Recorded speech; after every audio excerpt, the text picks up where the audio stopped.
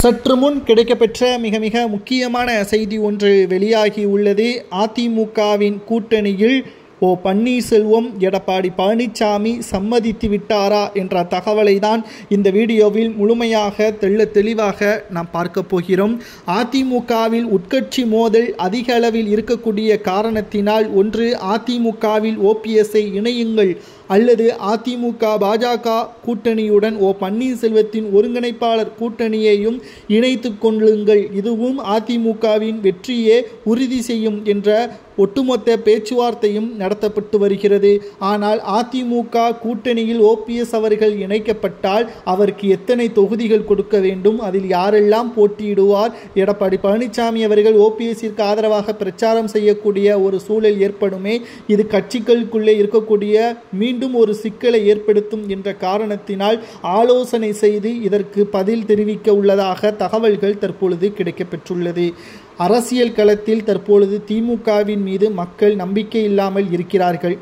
இரண்டாவதாக அதிமுக தான் தற்பொழுது எடப்பாடி பழனிசாமி அவர்கள் எடுக்கக்கூடிய முடிவுகளை வைத்து அதிமுக ஒருங்கிணைய வேண்டும். எடப்பாடி பழனிசாமி தலைமையிலான அதிமுக 2026 சட்டசபை தேர்தலில் வெற்றியடைய வேண்டும் என்றால் அதற்கு ஓபிஎஸ் அவர்களும் சசிகலா அவர்களும் செங்கோட்டையன் அவர்களும் மீண்டும் அதிமுகவில் ஒன்றாக இணைந்து பயணிக்க வேண்டும். களத்தில் தொண்டர்கள் வேலை என்பது மிக மிக உத்வேகத்தை கொடுக்க வேண்டும் என்றால் தலைமை ஒருங்கிணைந்தால் மட்டும்தான் தொண்டர்கள் சக தோழர்களோடு கட்சி பணிகளை மேற்கொள்வார்கள். அப்போதுதான் திமுகவிற்கு மிகப்பெரிய ஒரு நெருக்கடியை ஏற்படுத்தும்.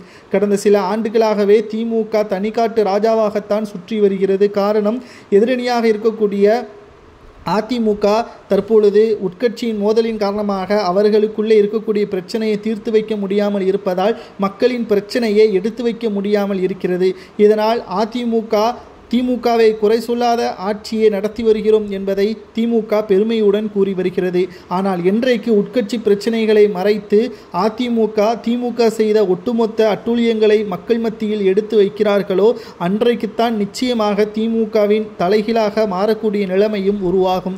இதைத்தான் செங்கோட்டையன் அவர்களும் கூறியுள்ளார். தற்பொழுது வேறு வழி கிடையாது. ஒன்று அதிமுகவில் மீண்டும் ஓபிஎஸ்ஐ இணைக்க வேண்டும், இல்லை என்றால் அதிமுகவின் கூட்டணியில் ஓபிஎஸ் அவர்களை இணைக்க வேண்டும். இதுதான் செங்கோட்டையன் அவர்கள் தற்பொழுது எடப்பாடி பழனிசாமியிடமும் அதிமுகவின் மூத்த நிர்வாகிகளிடமும் கூறியுள்ளார்.